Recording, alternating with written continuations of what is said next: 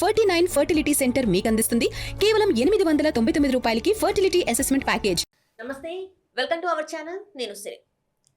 2 రోజుల నుంచి తెలంగాణలో ఒక ఇష్యూ గట్టిగా వినిపిస్తుంది. ఏంటంటే తెలంగాణ ఆవిర్భావ దినోత్సవ వేడుకల్లో ఆ వేడుక గురించి అందరు మర్చిపోయి కేవలం జనసేన పార్టీ గురించి, జనసేన అధ్యక్షుడు మాట్లాడిన మాటల గురించి, ఏపీ డిప్యూటీ సీఎం మాటల గురించి, వీటి గురించే మాట్లాడుతున్నారు. తెలంగాణలో మొత్తం రాజకీయ నాయకులే కావచ్చు, సోషల్ మీడియా కావచ్చు, శాటిలైట్ మీడియా కావచ్చు.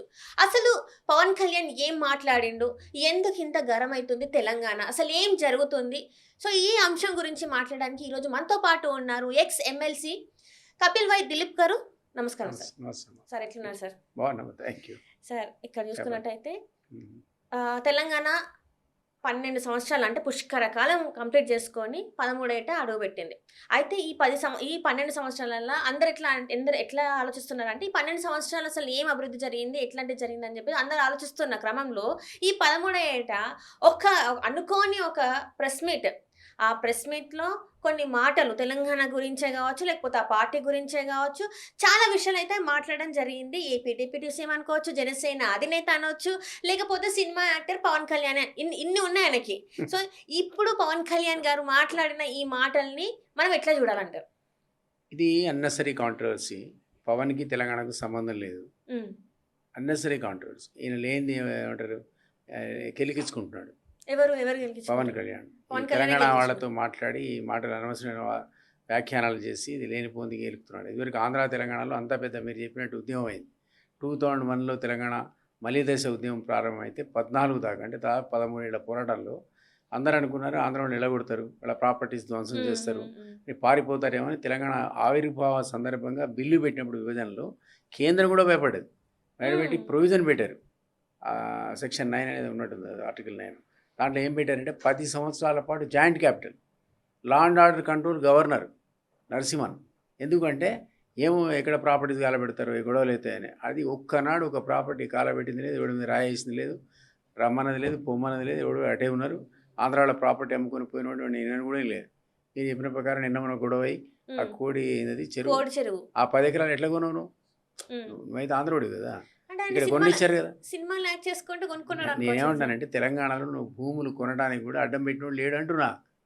నీవు ఇక్కడికి వచ్చి రాయల్గా కొనుక్కున్నావు కదా, 10 ఎకరాలు నీదే అంటున్నావు కదా, కాదంటే ఇచ్చేస్తాను, అది వేరే విషయం. అట్లా ఆంధ్ర వాళ్ళ ప్రాపర్టీస్ డ్యామేజ్ అయిన సందర్భాలు లేవు. 10 ఏళ్ల జాయింట్ క్యాపిటల్ పెడితే మీరు హ్యాపీగా ఉండొచ్చు అంటే 3 ఏళ్ళకే వెళ్ళిపోయారు వీళ్ళంతా తట్టాపడు సర్దుకొని. మన దగ్గర సెక్రటరియట్ ఖాళీగా పడి ఉంది, 7 ఏళ్ళు ఖాళీగా ఉంది, వాళ్ళ కంట్రోల్లో ఉంది. అట్లా ఏమీ జరిగిన సందర్భంలో ఇప్పుడు వచ్చి ఇది అంత జాతీయవాదం, తెలంగాణ అందరి భాగం, నేను ఎక్కడ రావచ్చు, ఎవడొద్దనండి, ఎవడన్నా ఇక్కడ రావద్దనడా, పోవద్దనడా. ఇప్పుడు మన జయప్రద ఉంది, యూపీ నుంచి ఎంపీగా పోటీ చేసి గెలిచిందా లేదా? అజరుద్దీన్ యూపీ నుంచి ఎంపీ గెలిచాడు, ఇప్పుడు ఇక్కడికి వచ్చి ఎమ్మెల్సీ మంత్రి అయ్యాడు. ఎవడాపుతున్నాడు? ఇదంతా ఒక దేశం అందరికీ తెలుసు. నిజానికి తెలంగాణకు ఒక హిస్టారిక్ చరిత్ర బ్యాక్గ్రౌండ్ నేపథ్యం ఏముందంటే, సాయుధ పోరాటం జరిగిన సందర్భంలో, రైతాంగ పోరాటం జరిగిన సందర్భంలో, నిజాం నవాబ్ వ్యతిరేకంగా పోరాటం జరిగిన సందర్భంలో, అప్పుడు ఇండియన్ యూనియన్ మనకు 1947లో స్వాతంత్రం వచ్చినప్పుడు ఇంకా ఇక్కడ తెలంగాణ సాయుధ పోరాటం నిజాం వ్యతిరేకంగా జరుగుతుంది. అప్పుడున్నటువంటి పోరాట యోధులు ఏమన్నారంటే, మేము అసలు ఇండియన్ యూనియన్లో చేరాం, ఇది వేరే దేశంగా ప్రకటించాలని చెప్పి రష్యా దగ్గరికి పోయారు అసిస్టెన్స్ కోసం. ఈ దేశానికి సముద్ర తీరం ఉందని అడిగారు అప్పుడు రష్యా నేతలు. ఉంటే అసలు వాళ్ళు వీళ్ళకి సైన్యాన్ని పంపేవాడు. అంత చరిత్ర ఉంది. అప్పుడే మనం వేరే దేశం కావాలని అడగలే. అంటే అడిగి కమ్యూనిస్టులు సబ్సైడ్ అయిపోయారు. ఇండియన్ యూనియన్లో సర్దార్ పటేల్ వచ్చాడు, నిజాం నవాబు కూడా ఇది వేరే దేశాన్ని ప్రకటించుకున్నాడు. మొత్తం అన్ని సంస్థానాలు విలీనమైన సందర్భంలో 1947లో సంస్థానాలు చిన్న చిన్న రాజ్యాలని కలుపుకుంటూ పోయాడు.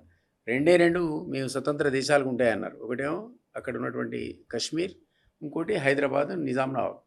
అప్పుడు ఇండియన్ ఆర్మీ వచ్చింది. ఆ ఆర్మీ వచ్చినప్పుడు ఆపరేషన్ పోలో అంటారు దాన్ని.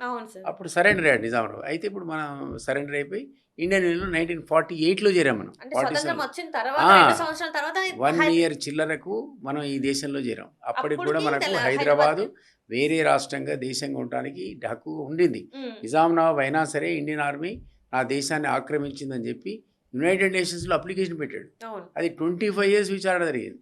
అంత చరిత్ర ఉన్నప్పుడే మనం వేరే దేశాన్ని అడగలేదు, నువ్వు రావద్దు పోవద్దు అనలేదు. అట్లాంటప్పుడు ఇప్పుడు పవన్ కళ్యాణ్ వచ్చి మనంతా ఒకటే దేశం, జాతీయవాదం, నువ్వెవరే మా చెప్పడానికి? అవన్నీ మాకు తెలుసు. అన్నెసరీ కాంట్రవర్సీ ఇది. ఈయన తప్పు మాట్లాడుతున్నాడు. తెలంగాణ ఆంధ్ర ద్వేషాలు ఎప్పుడూ లేవు. అసలు అంత పోరాటం చేసినా బీఆర్ఎస్ పార్టీయే మొట్టమొదటి శాఖ బీఆర్ఎస్ది ఆంధ్రప్రదేశ్లో తెరిచింది. చంద్రశేఖర్ అని ఒక ఆంధ్ర ఆయన దానికి అధ్యక్షుడు ఉండే మొదటి శాఖ అవును. కేసీఆర్ పెట్టాడు ఆడ. ఇంకెక్కడ విద్వేషాలు, ఎక్కడ తెలంగాణ, ఎక్కడ ఆంధ్ర లేనే లేదు. కాబట్టి వీళ్ళు కొత్తగా వచ్చి ఈరోజు కనిపెట్టి దాన్ని కెలికించుకొని తిట్టించుకొని ఇది అన్నెసరీ కాంట్రవర్సీ అని చెప్తున్నా. ఆయనకు సంబంధమే లేదు. నువ్వు పోటీ చేస్తా అంటే ఎవడొద్దన్నాడు? నిన్నాక మొన్న లోకల్ బాడీ ఎలక్షన్స్ అయినాయి. అవును. ఈయన మణుగూరులో అభ్యర్థులు పెట్టాడు, కొత్తగూడెంలో అభ్యర్థులు పెట్టాడు, పాలంచెలో అభ్యర్థులు పెట్టాడు, పెట్టాడు. ఎవడు కాదనలేదే. ఒకటి 100 ఓట్లు, ఒకటి 200 ఓట్లు, ఒకటి గెలిచినట్టున్నాడు. కాదనలేదు. ఇప్పుడు నిలబడు. నవనిర్మాణం నువ్వేం చేసేది? తెలంగాణ నవనిర్మాణం నువ్వు చేస్తావా? మనం ఆల్రెడీ కేసీఆర్ చేయలేదన్నాం. 10 ఏళ్ళు ఉద్యమ ఆకాంక్షలను పక్కకు పెట్టి అవినీతి పరిపాలన, ఆశ్రిత పక్ష పరిపాలన, కుటుంబ పరిపాలన కేసీఆర్ చేశాడు. కాబట్టి ఆయన చేయకపోయి ఉంటే తెలంగాణ స్టైల్లో కనుక పరిపాలించుంటే ఇప్పుడు ఆయన సీఎం ఉండేవాడు. జరిగాడు, తప్పులు జరిగాయి. కాబట్టి ఆల్టర్నేట్ కోసం ప్రజలు చూస్తే రేవంత్ రెడ్డి గారు అప్పటి ఆ సందర్భంలో ఆయన దొంగే, ఆయన ఆల్టర్నేటివ్ లేదు. సో ఆయన కొడతాడంటే కొట్టి వచ్చాడు. ఆయన కూడా తెలంగాణ సోయలేక పరిపాలిస్తున్నాడు. నా అనుమానం అసలు రేవంత్ రెడ్డి ఈ పవన్ కళ్యాణ్ వెనక ఉన్నాడేమో డౌట్ నాకు. ఎందుకంటే వాళ్ళకి ఇప్పుడు ఏమంటారు, కూటమి ప్రభుత్వం వెనకాల నుంచి మళ్ళీ రేవంత్ రెడ్డి గారు వీళ్ళందరూ కలిసి చేస్తున్నారంటారా? మరి ఇప్పుడు టీడీపీ అధినేత చంద్రబాబు పోయినసారి వారు ఇక్కడ ఎలక్షన్స్ లో టీడీపీని కాంటెస్ట్ చేయలేదు. పెద్ద పెద్ద మీటింగ్లు పెట్టాడు పాపం శ్రీపతి రాజేశ్వరరావు. పెట్టి అంత అధ్యక్షుడు ఉండి చేస్తే ఆయన ఎలక్షన్ టైం వచ్చేటప్పుడు నేను కాంటెస్ట్ చేయను. ఎందుకంటే ఈయన మీద ఉన్నటువంటి వాత్సల్యంతో కాంగ్రెస్ చంద్రబాబు ఒప్పుకోలేదు. ఇప్పుడు పవన్ కళ్యాణ్కి అంత ఈయనతో అసిస్టెన్స్ అంత ఈయన మీద ప్రేమ లేదు, కానీ చంద్రబాబుకి ఇప్పుడు కూడా ఉంది. కాబట్టి రేపొద్దున ఈయన కూటమి ద్వారా బీజేపీ, జనసేన, టీడీపీ ఎక్స్పెరిమెంట్ అనేది చేస్తున్నాం అనేది లేదు. చంద్రబాబు ఒప్పుకోరంటారు. అంటే చాలా వరకు ఏంటంటే మేము ఆహ్వానిస్తున్నామని చెప్పేసి బీజేపీ వాళ్ళు అయితే అన్నారు. బీజేపీ కూటమిలో ఉన్నారు కదా, పవన్ అక్కడ పార్టీ కాబట్టి ఆయన ఇప్పుడు బీజేపీ ఆయన సపోర్ట్ చేస్తుంది. మున్సిపల్ ఎలక్షన్స్ జరిగినప్పుడు కొంతమంది ఇదే బీజేపీ నాయకులు మరి వారించిండ్రు కదా, నువ్వేంది హైదరాబాద్ కి వచ్చేదని చెప్పేసి పోటీ చేసాడు కదా పవన్ కళ్యాణ్. వద్దలే కదా ఎవరు, మనం కాదన్నావా? నిలబడ్డాడు కదా. అదే ఎగ్జాంపుల్స్ మీకు ఒక్కొక్క ఊర్లో నిలబడ్డాడని. మన నిలబడు. కాకపోతే ఈసారి బీజేపీ, జనసేన, టీడీపీ కలిసి వస్తుంది ఒక రూమర్. కానీ టీడీపీ ఒక్క ఓటు కూడా చీలద్దు, రేవంత్కి నష్టం జరగదనే కదా పోయినసారి కాంటెస్ట్ చేయాలి ఎమ్మెల్యేలు. మళ్ళీ ఎందుకు చంద్రబాబు అంటున్నారు, కానీ టీడీపీ ఉంటుందని అనుకోను. ఎందుకంటే ఆయన ఇప్పటికి కూడా రేవంతే ఉండాలని కోరుకుంటాడు ఆయన. వాళ్ళిద్దరి ఒకరికి మీద ఒకరు అభిమానం. ఆయన రాసిన లెటర్ చదవలేదు మీరు అప్పుడు రాజీనామా ఇచ్చినప్పుడు? కళ్ళ నీళ్ళ పర్యంతమై ఓ బ్రహ్మాండ లెటర్ రాశాడు. అందులో నుంచి వెళ్ళిపోతున్నది బాధపడుకుంటారు రేవంత్ రెడ్డి. అంటే మరి అయ్యాడు కదా, వర్కింగ్ ప్రెసిడెంట్ కొనుక్కున్నాడు, ప్రెసిడెంట్ కొనుక్కున్నాడు. మరి అది ఓపెన్ సీక్రెట్ కదా, మీ మీడియాలో చూపించారు కదా. తర్వాత అదే నేను విన్నది మీ మీడియా చూసి వర్కింగ్ ప్రెసిడెంట్ కొనుక్కున్నాడట, ప్రెసిడెంట్ కొనుక్కున్నాడట, సీఎం కూడా కొనుక్కున్నాడట చెప్తున్నారు. అట్లా ఆయన క్యారెక్టర్ అది. జెడ్పీటీసీగా ఇండిపెండెంట్ కాంటెస్ట్ చేసినప్పుడు ఓటుకి 500 ఇచ్చాట. ఫస్ట్ టైం కొడంగల్లో 500 రూపాయలు ఓటుకి ఇచ్చింది నేను ఒకడేనట ఆ టైంలో, ఎప్పుడు 20 ఏళ్ళ కింద. తర్వాత ఎమ్మెల్సీ కూడా లోకల్ బాడీ వాళ్ళకందరికీ తలా 25,000 ఇచ్చాడు. అక్కడ ఆ 25,000 మహా గొప్ప విషయం కొడంగల్లో. అప్పుడు ఎమ్మెల్సీ ఇండిపెండెంట్ గెలిచాడు. తర్వాత టీడీపీకి వెళ్ళి చంద్రబాబు శిష్యుడై అందులో టాప్ లీడర్ అయ్యాడు. సమైక్యవాద పార్టీ కాబట్టి ఆ పార్టీ సిద్ధాంతాలు పాటించాల్సి వస్తుంది. కాబట్టి ఆయన తెలంగాణలో ఎప్పుడు కూడా మాతో పాటు ఎప్పుడు ఫైట్ చేయలే. ఆయన రైఫిల్ రెడ్డిగానే పేరుంది తప్ప తెలంగాణ ఉద్యమకారుడుగా లేదు రేవంత్ రెడ్డికి, అన్ఫార్చునేట్లీ. అంటే ఆ పార్టీ అట్లాంటిది ఏం చేయడు. ఆ తర్వాత వాళ్ళు చాలా కాలం తర్వాత వాళ్ళు డెసిషన్ తీసుకున్నారు. 2 కళ్ళ సిద్ధాంతం పైకి వచ్చి తెలంగాణ ఈక్వల్, ఆంధ్ర ఈక్వల్, మేము కూడా తెలంగాణకు అంగీకారమే లెటర్ ఇచ్చిన తర్వాత అప్పుడు వాళ్ళంతా నాయకత్వం మారింది. అప్పుడాగా రేవంత్ రెడ్డి అందులో ఉన్నాడు. సో కాబట్టి తెలంగాణ సోయి లేదు ఆయనకి. అందుకనే మీరు 40-60 మంది కార్పొరేషన్ చైర్మన్లు పెడితే 10 మంది పేరు కూడా తెలియదు నాకు, ఎవడు ఉద్యమంలో లేడు. అట్లాంటి వాళ్ళు ఇచ్చుకున్నాడు. పోనీ మీరు చెప్పిన దాంట్లో సార్ ఇక్కడ ఏంటంటే చాలా మంది అంటే ఇంతమంది డబ్బులు ఇచ్చిందని చెప్పిన, అంటే ఇది జరిగింది 20 years బ్యాక్, 25 years కింద. ఇంత జరిగినప్పుడు ఇన్ని డబ్బులు ఎక్కడి నుంచి వచ్చినాయి? ఇప్పుడు రేవంత్ రెడ్డి గారు చెప్పేది ఏంటంటే నేను చాలా అన్ని డబ్బులు ఎక్కడి నుంచి వస్తాయి? వాల్ రైటర్ ఎంత పేర్లు ఇచ్చారు ఆయన రాస్తే మనకేం తెలుసు? వాల్ రైటర్ పెయింటర్ తెలుసా? పెయింటర్ అని తెలుసు, జర్నలిస్ట్ అని మాట్లాడతారు. ఒకసారి ఏమో వాళ్ళ డాడీ కానిస్టేబుల్ అంటారు, బీట్ కానిస్టేబుల్ అంటారు. ఇన్ని చాలా విన్నాం. కానీ మీలాంటి పెద్దలు కానిస్టేబుల్ అనేది కొణిదెల చిరంజీవి చెప్పారు సార్ ఇంటర్వ్యూలో మన రేవంత్ రెడ్డి గారు కూడా. నాకు తెలియదు, బట్ అన్నదమ్ములతో ఒక టీం లాగా పాపం చాలా బిజినెస్లు చేశారు. అందరూ కష్టపడి సంపాదించారేమో మనకు తెలియదు కదా. బట్ డెఫినెట్లీ ఆయన ప్రతి స్థాయి లోపల డబ్బులు ఇచ్చే పదవులు కొనుక్కోవడం అందరికీ తెలుసు. జగమీరిన సత్యం అది నేను చెప్పడం అంటే. అంటే ఇక్కడ ఏంటంటే ఇంకొక అంశం కూడా వచ్చింది సార్. ఈ తెలంగాణ 13 సంవత్సరాల కాలంలో 10 సంవత్సరాలు ఎట్లుంది, 2.5 సంవత్సరాలు ఎట్లుందని చెప్పేసి మాట్లాడుకునే టైంలో, అయితే ఈ టైంలో ఏంటంటే ఇక్కడ ఈ 2.5 సంవత్సరాల కాలంలో కాంగ్రెస్ ప్రభుత్వం ఏం చేయలేదు అని చెప్పి ప్రజలు గ్రహిస్తున్నారు. క్వెషన్‌లు చేస్తున్నారు కాబట్టి ఇప్పుడు అదిన్ని డైవర్ట్ చేయడానికి ఇప్పుడు పవన్ కళ్యాణ్ అనే ఒక అతన్ని పెట్టి ఇట్లాంటిది ఒకటి చేశారు. ప్రజల్ని మళ్ళీ వాళ్ళ దృష్టిని మళ్లించే ప్రయత్నంలోనే తెలంగాణ అంటే ఇప్పుడున్న ప్రభుత్వం ప్రయత్నిస్తుంది అంటారు. అది నిజమే అంటారా? ఇవన్నీ పొలిటికల్ గేమ్స్ ఆడతారని మనందరికీ తెలుసు. రకరకాల ఇష్యూస్ వస్తుంటాయి, పోతుంటాయి. ప్రొఫెసర్ నాగేశ్వరతో ఒక ఇష్యూ, హ్మ్. అంతకంటే ముందు బండి సంజయ్ కొడుకుతో ఒక ఇష్యూ, హ్మ్. ఆ తర్వాత నిన్న మన పవన్ కళ్యాణ్ ఇష్యూ. హ్మ్. ఇవన్నీ ఒక్కొక్క డైవర్ట్ అవుతూ ఉంటాయి పాలిటిక్స్లో. మనం సోషల్ మీడియా ఎంత యాక్టివ్ అయిపోయిందంటే అది ఒక చిన్న ఇష్యూ రాగానే మిగిలిన పక్క తిరిగి ఇదే హైలైట్ ఆ! అవుతుంది. So highlight. దానివల్ల అది కూడా పవన్ కళ్యాణ్ ఇష్యూ అనేది ఇప్పుడు హాట్ టాపిక్గా మారింది. కానీ అదేదో ప్రత్యేకంగా ఎవరో కావాలని చేసిందని అనుకోను. బట్ డెఫినెట్లీ పవన్ కళ్యాణ్ అన్నెసరీగా దీన్ని గెలుపుతున్నాడు. అందుకనే అన్నాడు కదా, పొన్నం ప్రభాకర్ ఉద్యమకారుడు కదా, హ్మ్. ఏమన్నాడు, ఈ మా అయ్య జాగిరే నీ జాగిరి ఇప్పుడు కాదన్నాడు. నేనేమన్నా చేసుకుంటా, నేను పార్టీ ఇక్కడ నుంచి నేను బలోపేతం చేసుకుంటా అన్నప్పుడు ఇది ఎవరు ఇది కాదు, చేసుకొని నీ అయ్య జాగిరా, మీ అయ్య జాగిరా అని చెప్పేసి మాట్లాడిండు. పోనీ ఆ కాదు, మాట కరెక్ట్ అంటారా? యాజ్ ఏ నేనేమంటానంటే ఉద్యమకారులు మీరు కూడా ఉన్నారు. Unnecessary controversy.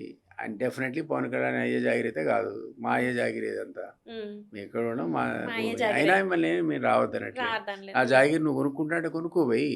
నేను ఆపినోడు ఎవడు, ఇది వేరే దేశం అన్నట్లే రాజశేఖర రెడ్డి అన్నాడు అప్పుడు. ఇక్కడ ఎలక్షన్ ఫేజ్ అయిపోగానే అక్కడ పోయి ఏమన్నాడు, ఆంధ్రాలో రేపు పొద్దున తెలంగాణ వస్తే వీసాలు తీసుకోవాల్సి వస్తుంది, పాస్పోర్ట్ అడగాల్సి వస్తుంది అన్నాడు. వెంటనే అన్నాడా లేదా రాజశేఖర రెడ్డి గారు? నీకు ఐడియా ఉండదు. అట్లాంటి కామెంటే ఈయన చేస్తున్నాడు. తెలంగాణ ఆంధ్ర విద్వేషాలు రెచ్చగొడబడుతున్నాయి, ఇది అది లేదు. నేను క్లాసిక్ ఎగ్జాంపుల్ చెప్పే కదా, ఇక్కడ ఎక్కడ పోటీ చేశారు, ఇక్కడ పోటీ చేశారు. ఎవరు రిటర్న్ పోవచ్చు ఈ దేశంలో, మనం ఈ దేశంలో భాగం కాదని అనట్లే కదా. ప్రాంతీయ ఒకప్పుడు భావం ఎక్కువ అయిపోయింది తెలంగాణ వాళ్ళకి. ఎక్కడైతుంది రేపు అంటే జాతీయ గీతం కూడా వాడరు, జనగణమన కూడా పాడరు అని చెప్పేసి ఈయన పవన్ ఎవరు కళ్యాణ్ చెప్పడానికి, గారు మనం పాడుతూనే మాట్లాడుతున్నారు. ఉన్నాం కదా, ఈయన ఎవరు చెప్పడానికి ఆ మాటలు అంటే ప్రాంతీయ భావం ఉండాలి అని చెప్పింది ఆయనే, పవన్ కళ్యాణ్ చెప్పింది. ఎప్పుడు చెప్పిందంటే వాళ్ళ అసెంబ్లీ సెషన్స్ లో కులాల భావన పెంచుకోండి, ప్రాంతీయ భావన పెంచుకోండి, తెలంగాణలో చూసి పెంచుకోండి అని చెప్పి మాట్లాడిండు పవన్ కళ్యాణ్. అదే పవన్ కళ్యాణ్ ఈ రోజు వచ్చి తెలంగాణ వాళ్ళకి కాదు, ఈ ప్రాంతీయ భావం తెలంగాణ ఎక్కువైతుంది. వల్ల అక్కడ కొబ్బరి చెట్లు వెళ్ళిపోయినాయి అన్నాడు కదా.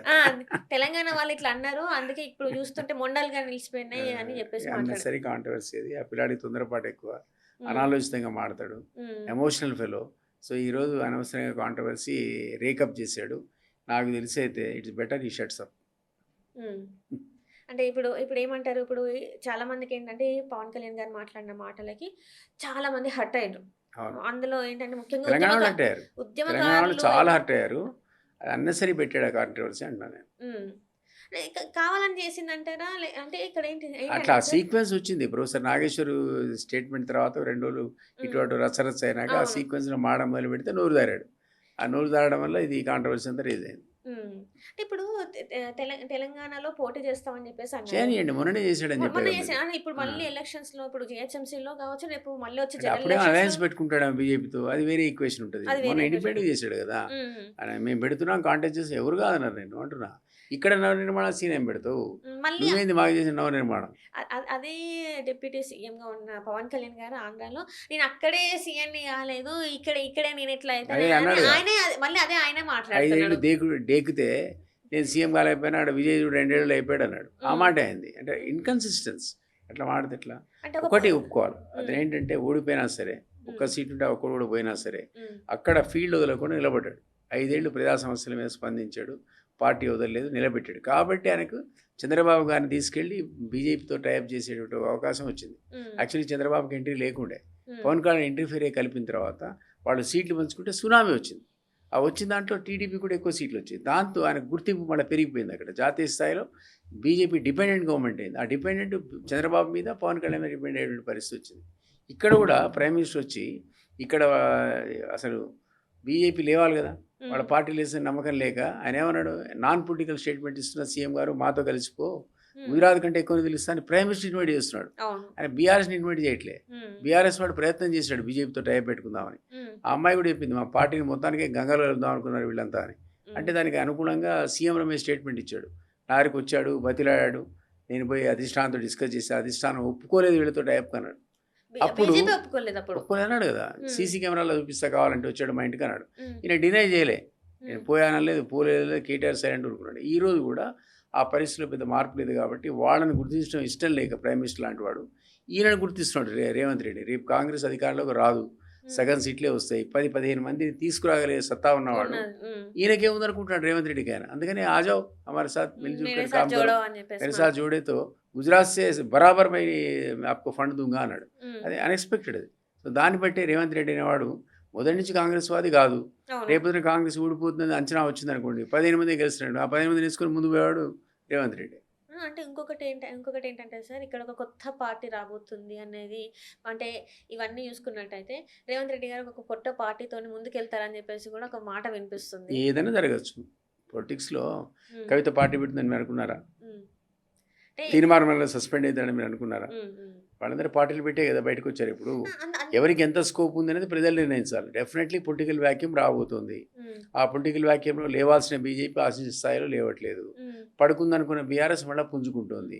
ఈ ఉన్న పొలిటికల్ వ్యాక్యూమ్లో కవిత రావాలనుకుంటుంది, తీర్మానం రావాలనుకుంటుంది, ఇప్పుడు కొత్తగా పవన్ కళ్యాణ్ రావాలి. సో మనం ఎవరిని కాదంటాం.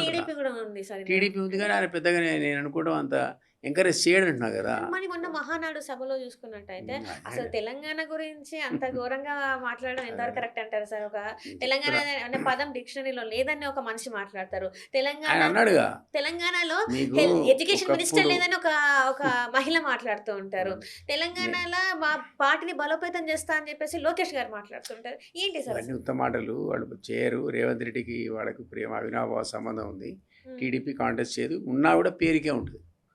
ఏది బీజేపీ, జనసేన, టీడీపీ పేరుకే అలయన్స్ ఉంటుంది. సీరియస్గా చంద్రబాబు గారు దీని మీద ఫోకస్ చేయడు రేవంత్ రెడ్డి ఉన్నంతసేపు. రేపొద్దున రేవంత్ రెడ్డి నేను చెప్పినట్టు 10 మందిని వేసుకొని పోయేటప్పుడు ఆయన టీడీపీని కలుపుకోవచ్చు, జనసేనలు కలుపుకోవచ్చు, బీజేపీలో కలిసిపోవచ్చు. అప్పుడు ఈ ఈక్వేషన్స్ మారుతాయి కదా.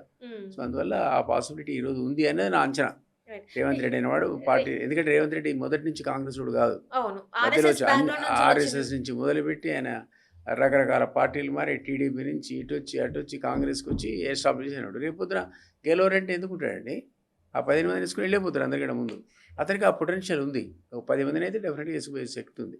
అంటే మళ్ళీ బీజేపీలోకి వచ్చే అవకాశం మళ్ళీ టీడీపీ, జనసేన, ఈయన ఫ్యాక్షన్ మీరు చెప్పే కొత్త పొలిటికల్ పార్టీ కావచ్చు, అది ఏమైనా కావచ్చు. కొత్త పొలిటికల్ పార్టీకి స్కోప్ ఉందని అనుకోను. ఉన్న పార్టీలోనే ఆఫ్టర్ ఎలక్షన్స్ స్ప్లిట్ అయితే ఒకటికి 20, ఒకటికి 30, ఒకటి 50 అంటే ఏ ఇద్దరు కలిసి సీఎం అవుతారో మనకు తెలియదు. ఈసారి దాని ఫ్రాక్చర్డ్ మ్యాండేట్ ఉంటుంది. ఫ్రాక్చర్డ్ మ్యాండేట్ తునకలు, ఈ 2 తునకలు కలిస్తే వాడు అధికారంలోకి వస్తాడు. విజయ్ కూడా అంతే కదా పాపం. అబ్జల్యూట్ మీద ఎవడు ఊహించలేదు 100 దాటుతాడు, కింగ్ మేకర్ అవుతాడు అనుకున్నాం. అయినా కూడా ఆయన పాపం 3 పార్టీలతో డిపెండెంట్ గవర్నమెంట్ కూటమితో పెట్టాల్సి వచ్చింది. చాలా బాధపడ్డాడు, ఇప్పుడు కూడా పడతాడు. రేపు ఏ టీఎంకే నుంచి వచ్చిన వాడు రాజీనామా చేసి ఈయన పార్టీ పేరు మీద గెలిచి వస్తే అదొక ఈక్వేషన్ ఉంటుంది. లేకపోతే ఎప్పటికైనా వీళ్ళందరూ ఆయనకి భయపెట్టే కార్యక్రమం. సో ఆ మార్పు ఆ రకంగా కూడా వస్తాయి. ప్రముఖ ద్రవిడ పార్టీలను అక్కడ తొక్కి పారేసి ప్రజలు కొత్త వ్యక్తికి పట్టం కట్టారు. అన్ని కాన్స్టిట్యూన్సీ తిరగలే, 23 తిరిగాడు. అయినా సరే విజయ్ అట్లా తన్నుకొని వచ్చాడు. అసలు కొత్త ఇళ్లలో పడుకుని గెలిచారు. ఆ మార్పు అనేది ప్రజలు కోరుకుంటున్నారు. ప్రజలు ఎప్పుడు కూడా మార్పు కోరుకుంటారు.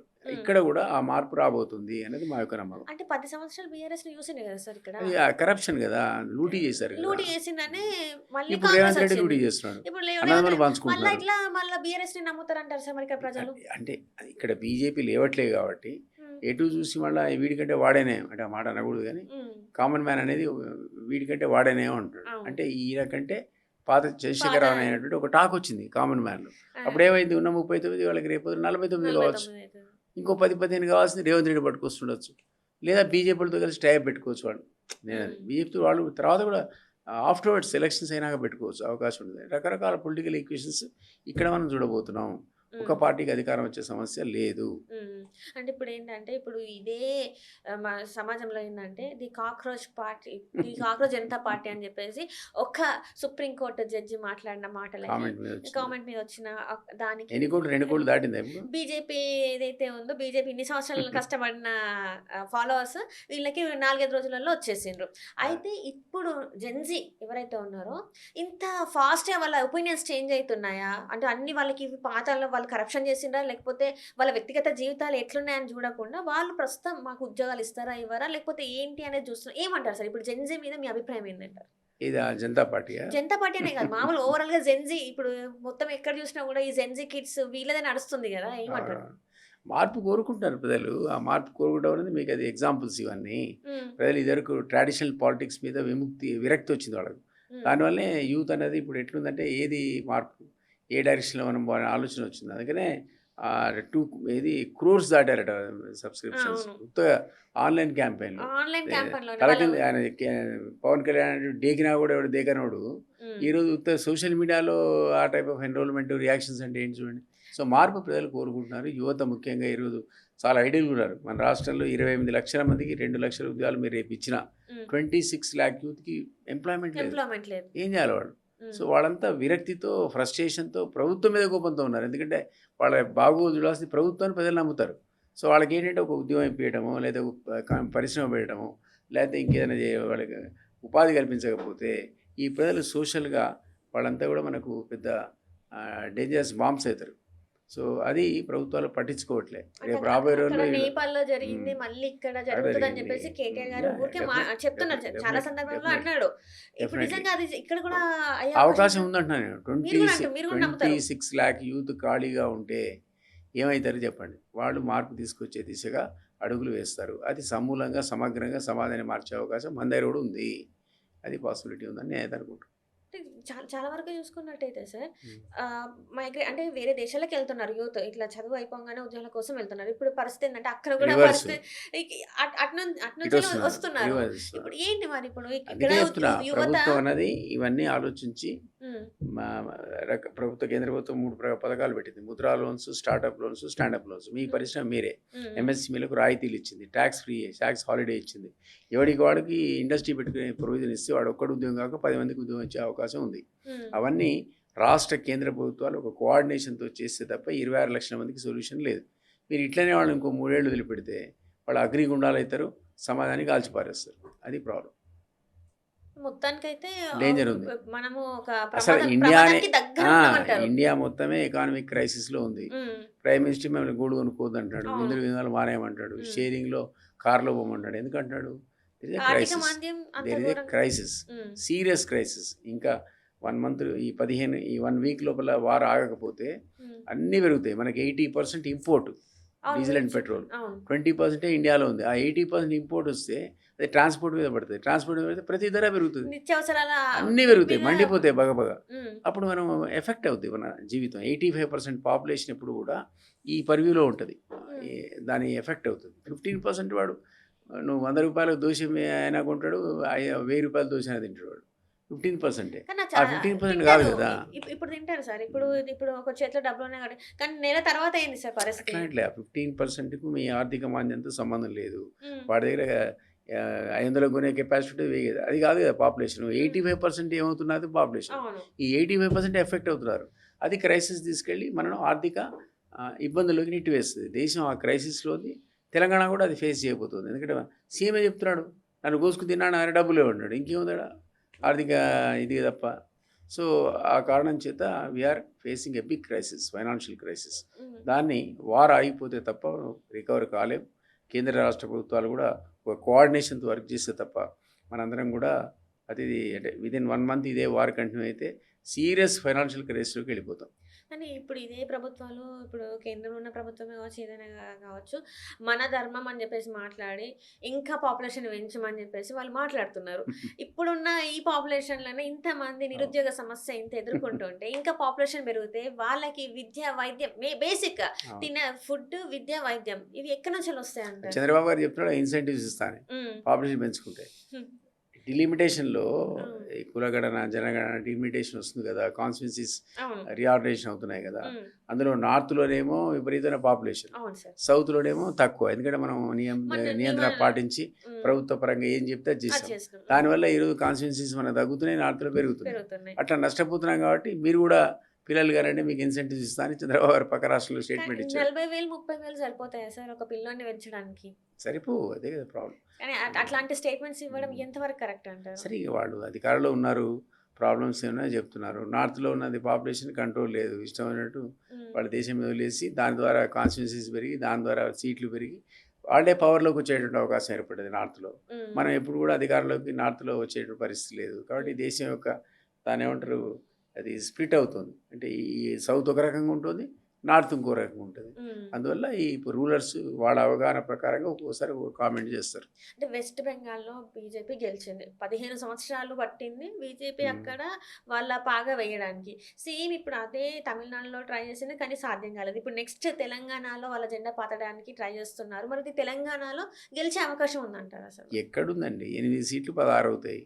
16 కాకపోతే 24 అవుతాయి. 24తో మీరు అధికారంలోకి వస్తారా? 23 కావాలి. 24 అయ్యే స్టేజ్ ఉందంటారా? లేదు. ప్రజల్లోకి ఇప్పుడు వెళ్తున్నారా? లేరు. 119 నియోజకవర్గాలలో ఇప్పుడున్న పాస్ 8 అయిన బీజేపీ అభ్యర్థి ఎవరు అంటారు? అసలు నిలబడడానికి క్యాండిడేట్స్ ఉన్నారా? బీజేపీ క్యాండిడేట్స్ ఉన్నారా? లేరన్నది ఒకటి. 8 మహాతలకింత తప్పచేస్తే 16 అవుతారు. ఆ 16 ఏమవుతుంది? ఏమి కాదు కదా. అందుకని ఏమంటే వ్యాక్యూమ్ ఉంది, ఫ్రాక్చర్డ్ వర్డిక్ట్ ఉంటుంది. రేపొద్దున ఏ ఇద్దరు తురకలు కలిస్తే వాళ్ళ అధికారంలోకి వచ్చే అవకాశం ఉంటుంది. సమూలమైన మార్పు చెప్పలేం. ఇంకా మన దగ్గర 2 years టైం ఉంది. విజయ్ కూడా 2 years పార్టీ పెట్టే ఊపిపోయాడు. ఇక్కడ కూడా అటువంటి శక్తి అని వస్తుందా? ఎందుకంటే బీసీ అనేది కాన్సెప్ట్ ఎమర్జ్ అయింది. బీసీఏ ముఖ్యమంత్రి కావాలని కోరుకుంటారు. ఎస్సీ ఎస్టీ బీసీలు కలిసి ఏకమైనటువంటి పరిస్థితి ఏర్పడుతుంది. కానీ ఒక టాల్ లీడర్ లేడు. ఒక టాల్ లీడర్ వస్తే ఆయన వెనక ర్యాలీ అవుతారు. ఉన్న ఎస్టాబ్లిష్డ్ పొలిటికల్ పార్టీలో ఆ శక్తి కెపాసిటీ ఉన్నవాడు ఎవడు కనపడట్లా. కానీ 2023లో బీసీ నాయకుడిని చేస్తాం, బీసీని ముఖ్యమంత్రిని చేస్తాం అని చెప్పేసి బీజేపీ ముందుకెళ్ళింది. ఈటెల రాజేందర్ని ఖచ్చితంగా మేము ముఖ్యమంత్రి చేస్తామని చెప్పేసి ప్రకటించలేదు. అంటే బీసీ పేరు నాయకుడు చెప్పలేదు. బీసీఏ మా ముఖ్యమంత్రి అని అయితే చెప్పింది. కానీ అందరు ఈటెల రాజేందర్ అని అనుకున్నారు, అందరు అనుకున్నారు. పేరు చెప్పలేదు. కానీ ఎందుకు మరి ఇప్పుడు కూడా వాళ్ళ పాలసీ మార్చుకోలేరు. ఖచ్చితంగా బీసీఏ ముఖ్యమంత్రి అని ప్రకటిస్తారు. ఈసారి బండి సంజయ్ పక్కకు జరిగిపోయాడు కాబట్టి ఈటెల రాజేందర్కి అవకాశాలు ఎక్కువ ఉన్నాయి. ఆయన మాస్ బేస్ ఉన్న లీడరు, ప్రజల్లో ఉన్నాడు కాబట్టి డెఫినెట్లీ మిగిలిన నాయకులతో పోలిస్తే ఈటెల రాజేందర్ అనేవాడు పాపులర్, మాస్ బేస్ ఉన్నటువంటి లీడర్. అతని కనుక ఈయన మా ముఖ్యమంత్రి అంటే ఒక 10 సీట్లు ఎక్కువ వస్తాయి. కానీ ఆల్రెడీ ఇప్పుడు ఎక్కడైతే ఇప్పుడు మల్కాజ్గిరి ఉందో అక్కడే సమస్యలు పట్టించుకోవట్లేదు. చాలా వరకు సమస్యలు ఉన్నాయి. అది వేరు, పెద్ద దగ్గర సమస్యలు ఉంటాయి, బడ్జెటరీ కన్స్టెంట్స్ ఉంటాయి. ఇక్కడేమో గవర్నమెంట్ వాళ్ళది కాదు. డబుల్ ఇంజన్ సర్కార్ అయితే ఆ డెవలప్మెంట్ వేరే ఉంటుంది. అదేమో కేంద్రంలో అధికారం, ఇక్కడేమో రాష్ట్రంలో అధికారం. ఈ రాష్ట్రం 1,32,000 లక్షలకు 1,32,000 కోట్లకు పథకాలు ఇచ్చి వచ్చాట అని చెప్పుకున్నాడు సీఎం. ₹1 ఇప్పటివరకు కేంద్రం విధించలేదు. 2 ఏళ్ళు అయింది. ₹1 రాకపోతే ఇంకెప్పుడు వస్తుంది? సో పథకాలు జీరో. అందుకనే ప్రైమ్ మినిస్టర్ చెప్తున్నాడు ఆమె జూడ్ జాబ్ పైసా దేంగే అని. అంటే కలవపోతే డబ్బులు ఇయ్యరా అయితే మనకి నిధులు ఇయ్యరా అయితే అంటున్నాడు కదా. పిఎం అన్నాడు అది. ఇప్పుడు నాన్ పొలిటికల్ స్టేట్మెంట్ అనుకుంటూ పొలిటికల్ స్టేట్మెంట్ ఇచ్చాడు. సో నిధులు ఇవ్వడానికి కూడా డబుల్ ఇంజిన్ సర్కార్లో ఉన్నటువంటి వెసులుబాటు మీరు వేరే సర్కార్ అయితే ఉండదు కదా. కాంగ్రెస్ సర్కారు ఉద్ధరించడానికి బీజేపీ డబ్బులు ఎందుకు ఇస్తుంది? సో పెద్ద క్రైసిస్లో స్టేట్ గవర్నమెంట్ ఉంది అంటున్నాను నేను. ఈటలకు ఆ కన్స్టెంట్ ఉంటుంది. లోకల్ గవర్నమెంట్లో ఉంటే పని చేయలేదు, మంత్రి గింత్రి నువ్వు ఎమ్మెల్యే రూలింగ్ అని అనొచ్చు. ఆయన కేంద్రంలో ఉన్నాడు కదా, కేంద్రం ఇచ్చేది ఇస్తుంది, ఇవ్వకపోతే పొలిటికల్గా చూస్తుంది. సో ఈటల డబ్బులు కాన్స్టిట్యున్సీకి తీసుకురాకపోవడానికి డబుల్ ఇంజిన్ సర్కార్ లేకపోవడం కారణం. రైట్. సో ఇప్పుడు మీరు చెప్పింది ఏంటంటే డబుల్ ఇంజన్ సర్కారు, ఇంకొకటి ఏంటంటే పొత్తులలో పోతేనే తెలంగాణకి డబ్బులు వస్తాయి, లేకపోతే ఏదన్నా జరుగుతుంది అని చెప్పేసి అన్నారు. ఏదైనా ఒక మ్యాజిక్ జరుగుతుంది అంటారు. అయితే ఇఫ్ ఇన్ కేస్ ఇప్పుడు ఇన్ని పరిణామాలు మీరు చూసిన తర్వాత మీ అనుభవంతో ఒకవేళ బీఆర్ఎస్ఏ వచ్చే అవకాశం ఉందంటారా? అంటే ఎట్లాంటి పొత్తు లేకుండా ప్రజలు బీఆర్ఎస్ని నమ్మే అవకాశం ఉందంటారా? కష్టం, వెరీ డిఫికల్ట్. వాళ్ళ సీట్లు ఉన్న 39 ఉంటే ఉండొచ్చు, లేదా ఒక 5-6 పెరగచ్చు. కానీ అధికారానికి వచ్చి అన్ని రావు. వాళ్ళు ఖచ్చితంగా టైప్ పెట్టుకోవాల్సిందే. అది ఒక ఫ్యాక్షన్ కావచ్చు, ఒక గ్రూప్ బయటికి వచ్చిన గ్రూప్ కావచ్చు, లేదా బీజేపీ కావచ్చు. ఏదైనా ఆఫ్టర్ ఎలక్షన్సే అలయన్స్ ఉంటుంది, ముందుండకపోవచ్చు అని అనుకుంటున్నా. ఒకవేళ ముందెలక కనుక వాళ్ళు ప్యాచప్ అయి పెట్టుకోగలుగుతాయి బీజేపీ అండ్ బీఆర్ఎస్. కానీ వాళ్ళు డినై చేశారు మేము ఉండమని, అదొక tsunami. What about Congress sir? Congress out అసలు క్వశ్చన్. ఉన్న 63 మందిలో సగం మంది గెలుస్తారు, సగం మంది ఇంటికి పోతారు. వాళ్ళ గెలవరు, చాలా మంది వాళ్ళ గెలవరు కాంగ్రెస్. ఈ లోకల్ బాడీలో ఉన్నటువంటి రిజల్ట్స్ ఎమ్మెల్యే ఎంపీకి ఉండవు. ఆ ప్యాటర్న్ ఆఫ్ ఓటింగ్ డిఫరెంట్. ప్రజలు ఎమ్మెల్యేకు బదులు వేస్తారు, ఎంపీకి బదులు వేస్తారు. కాబట్టి వాళ్ళు గవర్నమెంట్ ఎన్నుకునే సందర్భంలో వాళ్ళు చాలా ఆలోచించి ఓటేస్తారు. సో వాళ్ళు వేసే ఓటు అనేది ఖచ్చితంగా కాంగ్రెస్ వ్యతిరేకమే. రాసి పెట్టుకోండి, 25 దాటదు కాంగ్రెస్. ఇప్పుడు తీన్మార్ అని ఒక పార్టీ పెట్టింది, బీసీ కవిత టీఆర్ఎస్ అని చెప్పేసి తను ఒక పార్టీ పెట్టింది. వీళ్ళిద్దరు ఈ 2 పార్టీలు ఈ ఎవరైతే మెయిన్ పార్టీలో ఓటు చీల్చే అవకాశం ఉందంటారు? 100%. 1% అని గెలిచవచ్చు, 2% గెలిచవచ్చు. కానీ వాళ్ళందరూ వాళ్ళు గెలిచే అవకాశం అయితే లేదు. తీన్మార్ మల్లన్న గెలిస్తే ఆయన ఒక్కడు గెలవచ్చు, కవిత గెలిస్తే ఆమె ఒక్కటి గెలవచ్చు. ఇంకో పర్సన్ గెలిపించే సత్తా శక్తి వాళ్ళకు ఉంటుందని అనుకోని ఎంత ప్రయత్నం చేసినా. అంటే సో ఒకటి రెండు సీట్లు అయితే గెలుస్తారు 1 or 2 1 or 2 ఆవిడదే ఆ ఒకటి గెలవడం కష్టం. అది ఆ కాన్స్టిట్యున్సీని బట్టి ఉంటుంది, అప్పుడు వేవ్ని బట్టి ఉంటుంది, అక్కడ ఎవరున్నారో అపోనెంట్ని బట్టి ఉంటుంది, రకరకాల ఫ్యాక్టర్స్ బట్ వాళ్ళిద్దరు కాంటెస్ట్ చేస్తే మిగిలిన అందరికంటే కూడా బెటర్ ఆపర్చునిటీ ఉంటుంది వాళ్ళు గెలవడానికి. పార్టీ కాంగ్రెస్ కోసమే పనిచేసాడు ఎవరు తీర్మార్ మల్లన్న చేసి మరి పనిచేసాడు. వదిలేసాడు. మరి ఎందుకు అంటే ఆయన సస్పెండ్ గురైన ఆయన ఏదైతే అడుగుతుండో అది చట్టబద్ధమైన ఇప్పుడు రైట్ టు ఎడ్యుకేషన్ యాక్ట్ ఏదైతే ఉందో ఈ స్కూల్స్ గురించి మాట్లాడితే తను మాట్లాడిన దాంట్లో తప్పు ఉందంటారా? అంటే బేసిక్ పిల్లలకు కావాల్సిందే పేరెంట్స్కి ఏదైతే కావాలో. అతను వెరీ గుడ్ స్పీకరు, రకరకాల ప్రజా సమస్యలు శాసనమండలిలో లేవనెత్తాడు. అవన్నీ కూడా డెఫినెట్లీ జస్టిఫైడ్ డిమాండ్స్ అతనికి. కారణం కవిత కూడా ఈ బయటకు వచ్చి ఇప్పుడు చాలా ఉధృతంగా మారుతుంది, ప్రజా సమస్యల మీద స్పందిస్తుంది, కాదనడానికి వీల్లేదు. కానీ అంత మాత్రం చేత ప్రజలు వీళ్ళని ఆదరించి ఏకంగా ముఖ్యమంత్రి చేసే స్థాయి ఉండదు, టైం పడుతుంది. వీళ్ళు ఈ పార్టీలన్నీ ముందుకు తీసుకెళ్లే అవకాశం ఉందంటారా సార్? ఎవరు ఇప్పుడు కవిత కావచ్చు, వాళ్ళ ప్రయత్నం వాళ్ళు చేస్తున్నారు. కవిత దగ్గర డబ్బులు ఉన్నాయి, తీర్మానం దగ్గర డబ్బులు లేవు. దానికి ప్రపోర్షనేట్గానే పొలిటికల్ యాక్టివిటీ ఉంటుంది. డబ్బులు లేని రాజకీయం మీరు ఏం చేస్తారు? అసలు డబ్బులు లేకుండా రాజకీయం అయిద్దా? సో అది కవిత ఒక జైలుతుంది. ఎంతవరకు ఇంపాక్ట్ ఇస్తుంది, ఎంతమంది గెలిపి వెళ్తే మనం చెప్పలేము. బట్ నా ఉద్దేశంలో ఆ ఇంపాక్ట్ లిమిటెడ్. తనొక్కతే ఏదైనా గెలుస్తుండొచ్చు. తీర్మానం వల్ల కూడా అనుకున్నట్టు వాగ్దాటి కానీ, క్యూ న్యూస్లో అనేది రేజ్ చేసే సమస్యలు కానీ, శాసన మండలిలో ప్రస్తావించిన అంశాలు కానీ రేపు అతను కూడా గెలవడానికి ఎక్కడైనా అవకాశం ఉండొచ్చు. కానీ పార్టీ పరంగా వాళ్ళు ఇంకో 4, 5, 10 మంది గెలిపించే సత్తా అయితే లేదా? మొత్తానికి అయితే ట్రెడిషనల్ పార్టీస్ రావాల్సిందే, కాంగ్రెస్, బీజేపీ, బీఆర్ఎస్ అందులోంచి రావాల్సిందే. వీళ్ళు అది కూడా పొత్తుతోనే అయితేనే వీళ్ళు ముందు ప్రీ పోల్ అలయన్స్ అయితే సునామీ, లేకపోతే ఆ తర్వాత ఫ్రాక్చర్డ్ వర్డిక్ట్, ఏది రెండు తునకలో కలవాలి. సో మొత్తానికి అయితే తెలంగాణలో రేపు 2028లో వచ్చినా 29లో ఎలక్షన్స్ వచ్చినా మొత్తానికి అయితే ఒక పొత్తుతో కలుస్తేనే ఏదో ఒక పార్టీ గట్టిగా గెలుస్తారు, క్లియర్గా వచ్చే విజయ్ లాంటి రాలేదు. సో అట్లా ఉంది మన తెలంగాణ పరిస్థితి అంటున్నా. సో చూద్దాం సార్ మరి రేపు ఎట్లా ఉంటాయి ఏంటి, ఎందుకంటే జిహెచ్ఎంసీ అనేది ఒక ఇండికేటరు. బట్ జనరల్గా ఏంటంటే రూలింగ్ పార్టీకి అడ్వాంటేజ్ ఉంటుంది. మొన్నట్లాగానే first Congress, second BRS, third BJP లేవట్లే. బండి సంజయ్ పీరియడ్ అయితే 2-3 సీట్లు వస్తే మేయరే వచ్చే పరిస్థితి ఉండే. ఇప్పుడు ఆ సీన్ లేదు. సో 1, 2, 3 అదే పొజిషన్లో ఉంటారు.